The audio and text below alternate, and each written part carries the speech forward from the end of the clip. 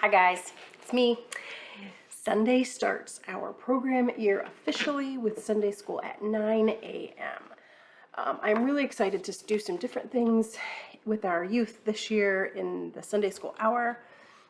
We've got some great parents that are helping take control over some of the youth fellowship events that we have monthly, and some really great volunteers that are going to be helping us with our Sunday school class that begins at 9 o'clock on Sunday mornings. And we are also going to be doing a handbell choir with Rachel this year during that time. So she loves to get the youth involved in music, and so that's a way that we can all kind of engage together and learn a new skill maybe. So that's going to happen during Sunday school too. So you'll see a snack schedule listed there. So if we could have some volunteers bring snack in, there's usually between 10 to 15, give or take, on any week. And it could be a homemade, it can be store-bought, it can be sugary, it can be healthy, it can be prepackaged, it can be whatever you want it to be. So if you would sign up for that, we would love that. And this year we are going to start with the Presbyterian Youth Triennium puts out a curriculum.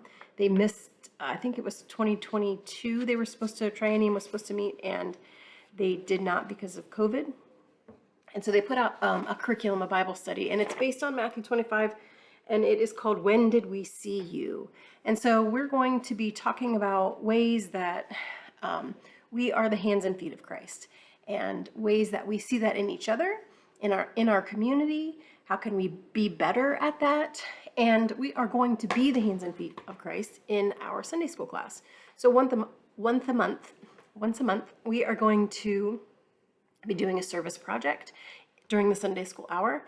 So you might see requests for food donations to help make a meal, or donations of other kinds that can help facilitate some of these service projects. Though the severe weather shelter that Salvation Army hosts will be open for every day for the months of December, January, and February. I think I might have said that wrong. Just end of December, maybe. Anyway, it's going to be open every day during our coldest months. And I have volunteered our youth to provide one meal a month of those days. So each church in our area kind of helps and picks a day or two of the month and provides a meal. And First Presbyterian has 2 days a month, and Karen James is in charge of that. And so I said our youth would be willing to provide a meal for that. So that will happen once a month, closer to the winter month, colder months. And so think about other ways that we can, what are some other things that we can do to serve our community? If you know of a great organization that needs help, I know that St. James just started a dog food pantry. I actually think it's pet pantry. They have cat food too. And one thing that People to People does is if somebody donates a large bag of dog food, they take it and put it in smaller bags so that it's easier to carry, and they can serve more people that way. So maybe that's something we could do. Provide bags of dog food that the St. James Pet Pantry or the People to People or even to the Humane Society, things like that. So if there are things in our community that you enjoy helping and in ways that you enjoy serving, let us know so that we can get that organized. We're going to do that once a month. I think November is going to be our first month, because we have moved Youth Sunday up. Our Youth Sunday will be October 29th, so get that on your calendar. And because of that, we'll need to work on that, and we'll have some other things happening. So our first service project will be then in November. So this Sunday, today's Wednesday, 4 days. Sunday school, 9 o'clock. We have God's Trailblazers, which Carrie Gordon heads up.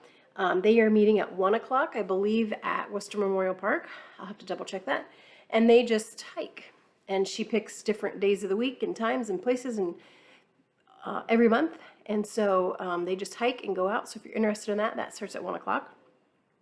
The youth party at Paula's, we moved that to 4 o'clock. I think I reached out to most of you, but if I didn't hear back from you, it is going to be from 4 to 6 so that we can go to Eventide, which starts at 6:30. I know a lot of you have already experienced an Eventide service, but I really think that it is a different experience, one that is different than 10:15 service. We saw it a little bit on this past Sunday if you were able to be there this week. But it's just a really meaningful way to be together in community. It's a different way of worshiping. It's really kind of contemplative where it takes you on a personal journey. It's community, we're together, but it is just that kind of intimate feeling within yourself. So we're going to go to that this week.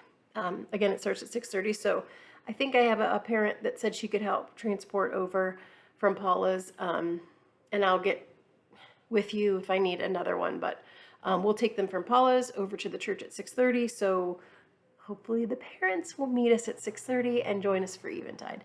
The leadership of Eventide is Susan Schaefer and Jeff Franks, and then there's a spattering of other people that help, but those are the two main leaders, and they have decided to do it weekly in chunks.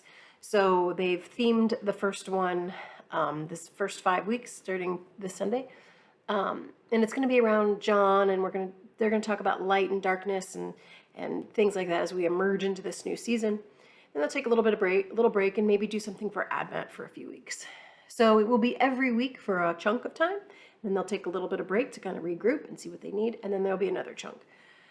So consider coming. The Browns play on Monday, so we don't have to worry about that. I can't imagine there's another football team playing out there. So anyway, think about all of those great things that we have going on this Sunday, and hopefully we can all make it together. And then next Sunday, we are going canoeing at Mohican. Brett and Christy Heiner have lined us up, and we are going to canoe.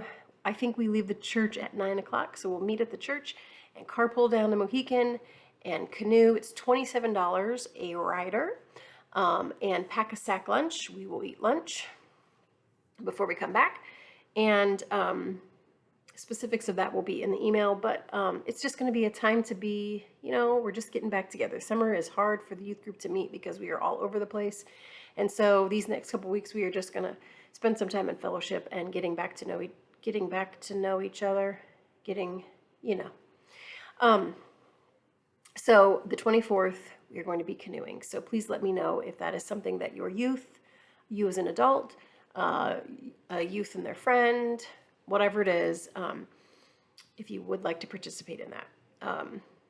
So I think that about sums it up. See you all Sunday. Lots of information and links to click and forms to fill out and stuff below in the email. And have a great Wednesday.